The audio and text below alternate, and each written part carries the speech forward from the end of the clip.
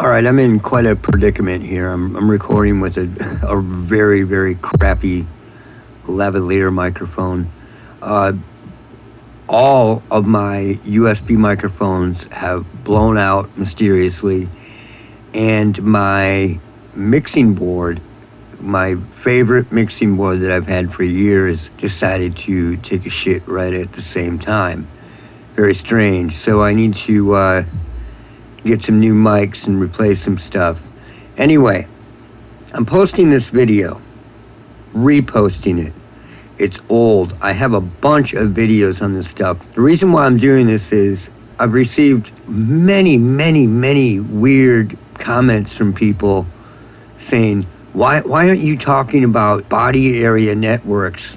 Why aren't you talking about body area networks and HBC and all that stuff? And I have. I've been talking about the sensitizers and everything, dirty boards and everything that makes this stuff operate within the body for years and years. I have no idea how people think that I don't talk about it. It's amazing to me. But I'm going to repost this video from a couple years ago, at least, to get the people up to speed that don't realize that I've been talking about this stuff for a long time. So for the rest of you, if you want to watch it and you haven't seen it before, totally cool. For those who have been bugging me about this as if I'm like ignoring it, all the info is right here. So that's it for now. Look out for Charlie. Enjoy the video. We are living in an artificially induced state of consciousness that resembles sleep. The movement was begun by a scientist who discovered, quite by accident, these signals being sent. We have been lulled into a trance. Please understand, they are safe as long as they are not discovered. They want their weapons. Look out for Charlie. I want that son of a bitch dead. I want him dead. I remember way back in 2013, 2014, when I was just going online and communicating with a few people here and there, and I got this email from this guy, and it was a schematic. It was this dual ultrasonic sound cannon heterodyning system that he thought was in a neighbor's shed pointed at his house, which was heterodyning a very audible frequency, which made sense, but made sense if it was 1979 or 1980. They don't need any of that anymore. I know I've said that a million times, but today is a very special day, because today is the day that you learn the terms that they use. I remember getting this email with this sound cannon, and it said, you know, this is what they're using, and by the way, get off this heavily monitored channel and start using blah, blah, blah, blah, blah. And I was like, what? You know, if you're monitored, if somebody's monitoring you, it doesn't matter what you're using in the 21st century, they can monitor you. I mean, your keyboard sends a signal every key you tap. You know, way back in the 70s, they had key capture radio waves that would capture every keystroke that you made on a keyboard. Anyway, let's get to the raw stuff. You want to know what they call it. For a long time I had this term. I kept thinking about it, and it was a term that I kind of like made up, but I actually didn't make it up. This term was human ground loop. One night recently I decided to start searching human ground loop, and what became of that was to change the whole course of this because of what I rediscovered in my journey as I searched human ground loop. I ran into many, many things. What we need to do is stop using these ridiculous terms like electronic harassment and targeted individual and all that stuff, and all these ridiculous words that are just weaponized against you. It just sounds ridiculous. I mean, for one, it's not electronic harassment. It's torture to people, for one. And two, you know, targeted individual, it's just so dramatic. It just sounds bad. The optics are bad. Everything is bad about it. It's just like the dude that runs Geoengineering Watch, and he doesn't like the term chemtrails. He wants people to use geoengineering because when you use that, people take you seriously.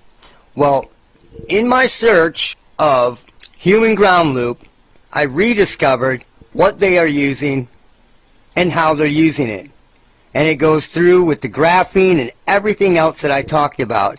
And those terms are human body communication. This is what they call it. It's called HBC for short. So, what is human body communication? This stuff has been around for a long time. This is one of the first articles that I found. While I was first searching human ground loop, this is what I found, and it was evaluation of ground loop through the floor in human body communication. So, human body communication, HBC, is a wireless transmission method that utilizes the human body as part of the transmission medium. A signal is transmitted by weak electric current through the human body and by capacitive coupling between transmitter, receiver, human body, and floor. Capacitive coupling with the floor is often included in the transmission models of human body communication. The human ground loop. That was on my mind for a long time. So, if you want to get deeper into this, I suggest you quit researching electronic harassment and start researching human body communication. That's what this is. That's what we're dealing with. Human body communication, HBC, also termed intra-body communication, is a novel transmission technique using the human body as the transmission medium for electrical signal transfer. HBC has become one of 3 physical layers. Another 2 are narrowband and UWB for bands. A band is a body area network. This is what they call it. What you are being attacked with is a perverse form of human body communication. And you might be thinking, well, it sounds promising. No, this is it. This is what they're using. And I want you to see this. I told you about the graphene and all that years ago. The one thing that you have to watch for are slick legal terms. When they call something a wearable device, wearable can mean a multitude of things. Wearable can mean a wristwatch. Wearable can mean a temporary tattoo. Wearable can mean a permanent tattoo. Wearable can mean something on your skin that you don't even know is there. This is electro, quasi-static, human body communication. And we are talking millivolts that people are using. And do you see the layers on the skin? What do you think the graphene that I talked about in other videos is doing? Exactly this. This is human body communication with the body area network. And what they're touting it as, and what I've always said, is they hide this stuff in the medical industry, in the psychiatric industry. Look at, they're showing pacemakers. It's going to save lives because everybody's going to need a pacemaker. Now check this out. In scientific reports on nature.com, we have enabling covert body area network using electro quasi-static human body communication. Enabling covert body area network. Radiative communication using electromagnetic fields amongst the wearable and implantable devices act as the backbone for information exchange around a human body. What this does is it only comes out a couple millimeters, and after that it falls back down into the noise void, down to the floor. So they tout that as safe. That way no one can hack you, because they would have to literally be touching you to hack you. Therefore, it's safe to be on their human body network, which they're not telling people can run and does run right through the power grid, and everywhere else. I'm going to show you everything. We're going to get there. So they keep mentioning wearable and implantable devices.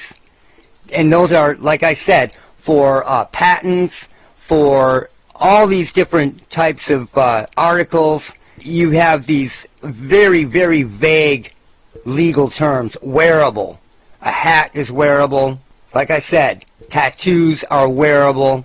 Graphene growing on your skin with fungus and Shellen is also wearable. This is human body communication, which is funny because one of the first things I ever thought of was misuse of medical equipment.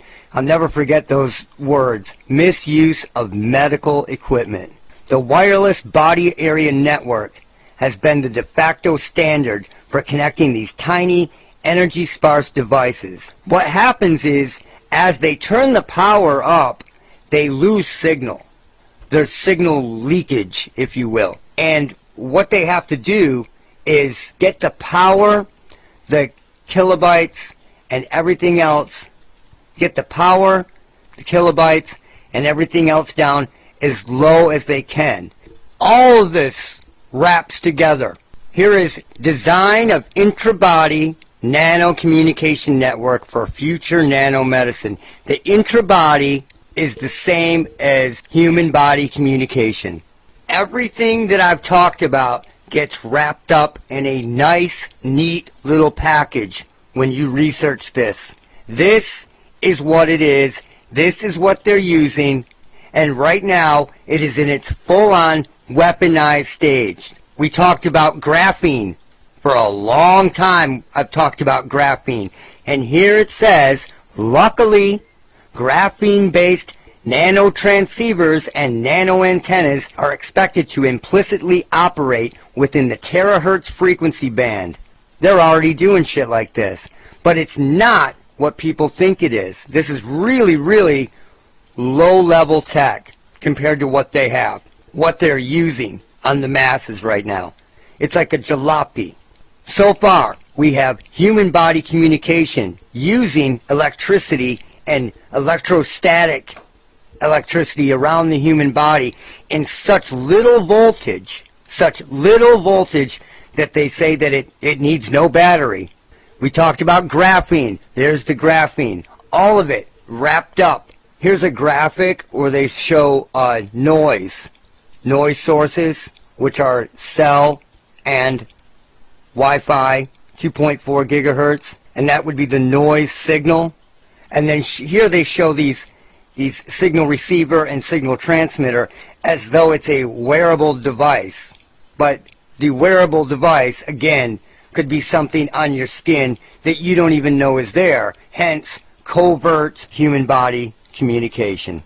This is amazing because this is where they just flat out admit some of the uses for these nano substances that we've been saying are out there, and they go, no, that's craziness, conspiracy craziness, right? So here's the nanomaterial graphene oxide, and what does that do? Detect low level of cancer cells. Single-walled carbon nanotubes monitor blood nitric oxide level in incendiary illnesses. Magnetic nanoparticles allows constant checking the microvessels in the blood. Gold nanoparticles coated with influenza antibodies detect flu infection in test. Gold nanoparticles to a mass radiation utilized as part of radiation treatment to treat diseased tumors. Nanocrystalline silver, antimicrobial operator for treatment of wounds. Do you see where this is going?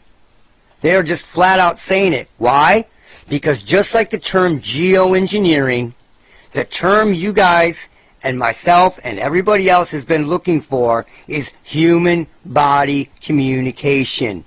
If you have been looking for information on all those ridiculous terms, electronic harassment, targeted individuals, start looking up body area networks, quasi-static human body communication, or just human body communication, or HBC. That is what this is. That is all this is. And let's go through some of it. I'm just going to, look, everything that you've been looking for is in here. This is leakage. When you see a drawing of, you know, somebody depicting what being a quote-unquote targeted individual is, that's what these drawings are. Look at, it's all there. Now, this shows how it's modulated. And they use an on and off type modulation, which is basically like if you were to listen to a vibrato cranked all the way, so it's literally cutting the signal. That's what this type of modulation is. Now if you look, here's a simplified communication circuit model. Now if people really knew how simplified this was and how organic it was, they would be very, very pissed off, to say the least. But they're talking about impedance, high impedance, voltage drops, signal loss, all that, through all this. And they've been talking about this for years. Human body communication, that is what we're dealing with. In Science Daily, there's a whole article about making the human body internet more effective. So it is absolutely in use, and what these do-gooders out there that think they're saving the world, you know, people that need pacemakers are going to be using this. They have no idea that it's already in use and it's weaponized. Because there's a lot of young kids and college people that they have doing their dirty work for them to push this further. They don't realize that the AI, the Norman Bates AI, and human body communication have been fused together, creating a psychopathic AI. This changes the game. This absolutely and totally changes the game. If you research Shellen, graphene, fungus, human body communication, HBC, infrabody communication, all of this is tied together. And everything that I've been saying for the last years is sewn up with this so tightly that as of now, I am at the belief that it can't be anything but. And they've just figured an easy way to do this en masse. And it has to exist on existing infrastructure. And when did this go buck wild? It went crazy after 2001, after the cellular network was up, after free Wi-Fi was everywhere. There was another bump after smart meters. You know, there's always been these bumps. There was a huge bump in the 90s with HARP. You have this history of waves coming in of this. And one thing to consider as well is just because they say HARP is offline, HARP was a field of antennas. Now the world, and let's say just the United States, is a giant field of cellular towers that could quite literally do the same thing. If you've ever seen the power that is actually going to a cell tower, it's immense. Even though it's supposed to run on low power, there's high power there. And that could be the giant HARP-like antenna array, is your cellular network. So, you know, I keep trying to get back into music and make music again, and it's just so hard and seems so trite and clown-worldy when this is the real deal. I would rather do this 24/7, but we are getting closer and closer every day, and as of right now, this is it. It's human body communication. So I will be back soon with more information. Look out for Charlie.